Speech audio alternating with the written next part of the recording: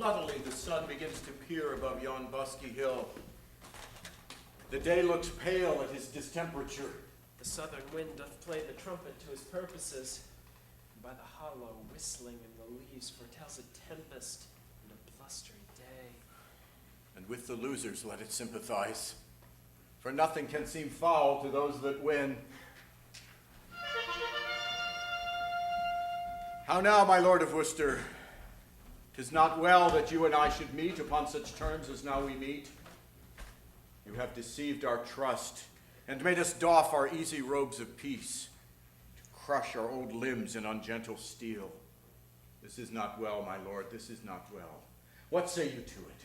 Will you again unknit this churlish knot of all abhorred war, and move in that obedient orb again where you did give a fair and natural light, and be no more an exhaled meteor, a prodigy of fear and a portent of broached mischief to the unborn times? Hear me, my liege. For mine own part, I could be well content to entertain the lag end of my life with quiet hours. For I do protest, I have not sought the day of this dislike. You have not sought it. How comes it then? Rebellion lay in his way and he found it. Peace, Shuey, peace! It pleased your majesty to turn your looks of favor from myself and all our house. And yet I must remember you, my lord, we were the first and dearest of your friends. For you, my staff of office, did I break in Richard's time, and posted day and night to meet you on the way and kiss your hand, when yet you were in place and in account, nothing so strong and fortunate as I. It was myself, my brother, and his son that brought you home, and boldly did outdare the dangers of the time. You swore to us, and you did swear that oath at Doncaster, that you did nothing purpose against the state, nor claim no further than your new-fallen right, the seat of Gaunt, dukedom of Lancaster. To this we swore our aid. But in short space it rained down fortune showering on your head, and such a flood of greatness fell on you.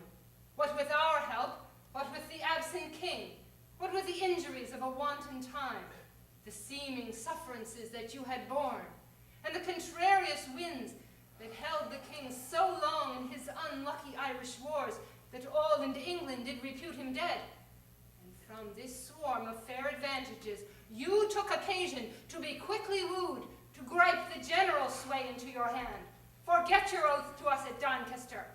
And being fed by us, you used us so as that ungentle hull, the cuckoo's bird, useth the sparrow, did oppress our nest, grew by our feeding to so great a bulk, that even our love durst not come near your sight, for fear of swallowing.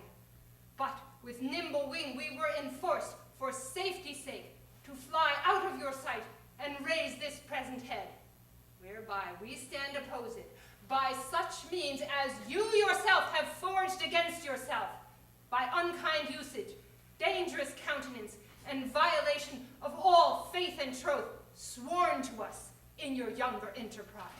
These things indeed you have articulate, proclaimed at market crosses, read in churches, to face the garment of rebellion with some fine color that may please the eye of fickle changelings and poor discontents, which gape and rub the elbow at the news of hurly-burly innovation.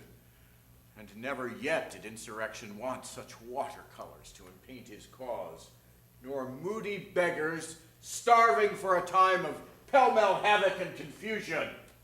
In both your armies there is many a soul shall pay full dearly for this encounter if once they join in trial. Tell your nephew, the Prince of Wales joins with all the world in praise of Henry Percy. By my hopes this present enterprise set off his head. I do not think a braver gentleman, more active, valiant, or more valiant young, more daring, or more bold, is now alive to grace this latter age with noble deeds. For my part, I may speak it to my shame, I have a truant, been to chivalry, yet this before my father's majesty. I am content that he shall take the odds in his great name and estimation, and will, to spare the blood on either side, try fortune with him in a single fight. And, Prince of Wales, so dare we venture thee, albeit considerations infinite to make against it. No, good Worcester, no, we love our people well. And will they take the offer of our grace? Both they and he and you. Every man shall be my friend again, and I'll be his. So tell your cousin, and bring me word what he will do. But if he will not yield, rebuke and dread correction wait on us, and they shall do their office. So, be gone. We will not now be troubled with reply. We offer fair. Take it advisedly. It will not be accepted on my life. The Hotspur and the Douglas both together are confident against the world in arms. Hence, therefore, every leader to his charge, for on their answer will we set on them. And God befriend us as our cause is just. Hal, if thou seest me down in the battle and bestride me, so, it is a point of friendship. Nothing but a colossus could do thee that friendship. Say thy prayers and farewell. I would 'twere bedtime, Hal, and all well. Why, thou owest God a debt. 'Tis not due yet. It would be loath to pay him before his day. What need I be so forward with him that called not on me? Well, 'tis no matter. Honor pricks me on. Yea. How if honor prick me off when I come on? How then? Can honor set to a leg? No. Or an arm? No. Or take away the grief of a wound? No. Honor hath no skill in surgery, then. No. What is honor? The word. What is in that word honor? What is that honor? Air. A trim reckoning. Who hath it? He that died a Wednesday. Doth he feel it? No. Doth he hear it? No. 'Tis insensible then. Yea, to the dead. But will it not live with the living? No. Why? Detraction will not suffer. Therefore I'll none of it.